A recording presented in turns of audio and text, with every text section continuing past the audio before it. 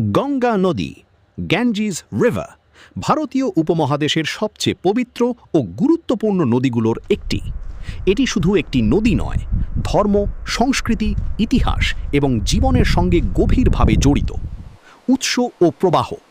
গঙ্গার উৎপত্তি হিমালয়ের গ্যাঙ্গোত্রী গ্লেশিয়ার থেকে। সেখানে ভগীরথী নামে এর সূচনা হয়। পরে দেবপ্রয়াগে অলকানন্দা নদীর সঙ্গে মিলিত হয়ে গঙ্গা নাম ধারণ করে। নদীটি উত্তরাখণ্ড, উত্তরপ্রদেশ, বিহার, ঝাড়খণ্ড ও পশ্চিমবঙ্গ হয়ে প্রবাহিত হয়ে শেষে বে অফ বেঙ্গলে মিলিত হয়েছে। দৈর্ঘ্য ও বিস্তার। গঙ্গা নদীর মোট দৈর্ঘ্য প্রায় 2525 কিলোমিটার। এটি বিশ্বের অন্যতম দীর্ঘ এবং জনবহুল নদী অববাহিকা তৈরি করেছে। ধর্মীয় গুরুত্ব। হিন্দু ধর্মে গঙ্গাকে দেবী হিসাবে মানা হয়। বিশ্বাস করা হয় গঙ্গার জলে স্নান করলে পাপ মোচন হয়। তাই বারাণসী ও হরিদ্বারের মতো তীর্থস্থানে প্রতিদিন হাজার হাজার মানুষ গঙ্গা স্নান করতে আসে। অর্থনৈতিক গুরুত্ব। গঙ্গা নদী ভারতের কৃষি ব্যবস্থার জন্য অত্যন্ত গুরুত্বপূর্ণ। এর পানি সেচের কাজে ব্যবহৃত হয়, ফলে ধান, গম, আখ সহ নানা ফসল উৎপাদিত হয়।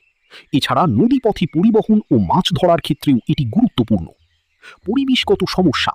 বর্তমানে গঙ্গা নদী দূষণের বড় সমস্যায় ভুগছে। শিল্প বর্জ্য, প্লাস্টিক এবং শহরের নোংরা পানি নদীতে মিশে এর পরিবেশ ক্ষতিগ্রস্ত করছে। তাই নমামি গঙ্গে প্রোগ্রামের মতো উদ্যোগ নেওয়া হয়েছে নদীকে পরিষ্কার করার জন্য। সমাপ্ত। গঙ্গা নদী শুধু একটি জলধারা নয়, এটি কোটি কোটি মানুষের জীবন, বিশ্বাস ও সংস্কৃতির অংশ। এটি রক্ষা করা আমাদের সকলের দায়িত্ব।